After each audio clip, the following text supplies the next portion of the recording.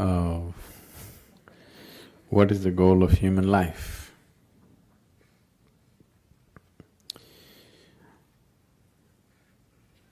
What is the purpose of human life? Or in other words, why life? That's a question.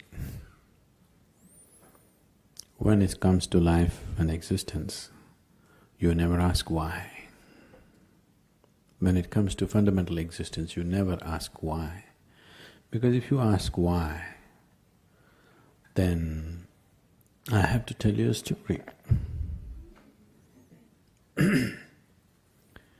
When I say a story, even if it's a real story, a real story, whatever I speak, if it is not in your experience, it is just a story. The only option that you have is either you believe me or you disbelieve me. Yes? If you believe me, it doesn't get you any closer to truth. If you disbelieve me, it doesn't get you at all. So, you never ask why. Right now, you're here with life. Why such a question has come? What is the goal of life? Because the process is not enough, isn't it? Yes? The process of life is not enough somehow. Suppose you were bursting with ecstasy every moment of your life, such a question would never come. What is the goal of life? Because to live is the goal of life. To live and to live totally. To live totally does not mean party every night. To live totally means when you are here, you must experience all aspects of life and go. Whatever this is, every aspect of what this is must come into your experience before you fall dead, isn't it so? Yes? This must happen, isn't it so, for every human being? Or do you want to just experience 10% of you and go away? You must experience what this life is totally, isn't it? Before you go, you must experience this. If you do experience that, then such questions will never arise in your mind because that's not the way existence is. Logically, your question is very correct. Okay, I'm living here, what is the goal of my life? If I tell you the goal of your life is you must attain to God, so we are making lots of assumptions, isn't it? We are making assumptions about various things which are not yet in our experience, isn't it? The moment you make assumptions about things which are not in your experience, you will become hallucinatory.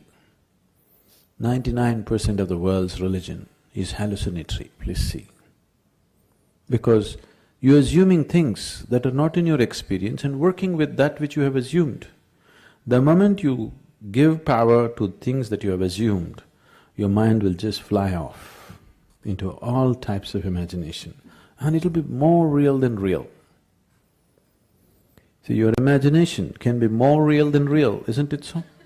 You go and sit in a cinema, it is just two-dimensional, just play of light and sound.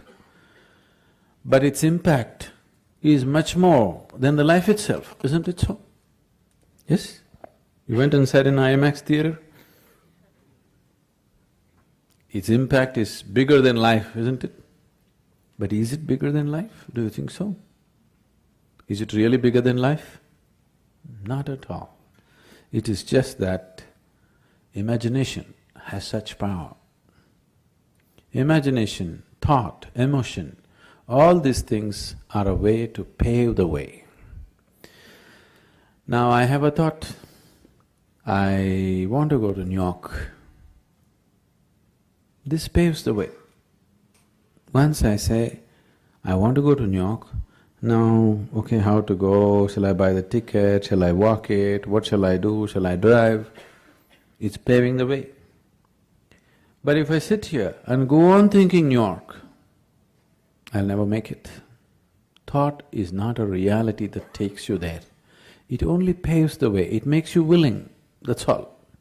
Yes? Thought and emotion only makes you willing, it's never the real thing.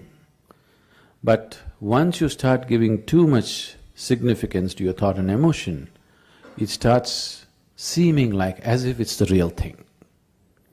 More real than the real. what you're thinking in your head is more real than what's around you, isn't it so? Yes?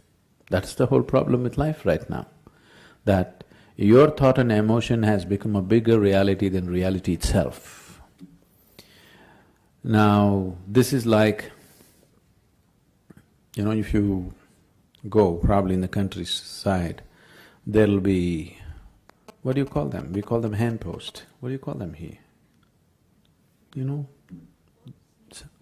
A handpost? What do you call it? Something… a marker? A signpost, okay? So, these are called handposts usually because they used to be made like hands at one time, like this it used to be. Have you seen them? Like this, it says this way to New York. So, you go and sit on this and you think you're in New York. That's not New York, isn't it? So, thought is only a signpost. It points you in the direction you want to go, but it never takes you there, it cannot take you there. But people who think it is taking them there have become hallucinatory in such a way that even reality cannot get them out. Even if you poke them with a knife, they will not know, they're somewhere else. Their thought and emotion is far more important than that. This is a scourge which has taken humanity such a big way, such a big way. And of all the type of thoughts and emotions that we generate, the religious thought and religious emotion or spiritual thought and spiritual emotion are most dangerous because they're powerful, empowered by the otherworldly. Because of that kind of power, it just rules people. It just rules people so deeply. And we can always see that some other religion that you don't belong to, what stupidity, what nonsense they're doing, but what you're doing is just never visible, isn't it? Yes? Isn't it so? Isn't it happening every day? Because once the thought and emotion becomes powerful, you start believing it. Once you start believing something which is not yet in your experience, you are a dangerous human being. Because all the conflict on the planet, even today, what's happening, though people try to project it as it is good versus evil, though people are trying to project it as good versus evil, it is not about good and evil. It is always about one man's belief versus another man's belief, isn't it so? Always between one man's belief and another man's belief. Why can't we be sincere enough to simply see whatever we do not know as we do not know? What is the problem? This is the biggest human problem. They can't see that they don't know. They have to bullshit themselves all the time. And this is not a joke. This is a terrible tragedy on the planet, isn't it? This is not a joke, this is not a simple thing. It has cost phenomenally for human life on this planet, phenomenally, and still continuing to cost. But what we think and feel is so important, isn't it? So, what is the goal? What if there is no goal? What will you do? Will you die tomorrow? Suppose there is no goal. What to do? You want to die? Isn't it wonderful? There's nowhere to go. Yes? Isn't it really great? There's nowhere to go, you don't have to work your way to heaven, you can just live here happily. No, we are going to heaven. If you're so sure you're going to heaven, what are you waiting for? If you're so dead sure you're anyway going to heaven, what are you waiting for? I can't understand the logic. Huh? Waiting for the ticket. All you have to do is go and cut your throat in front of the temple. You understand? Whichever is your favorite temple, it'll happen. People 100% believe after I die, I will go to the lap of God.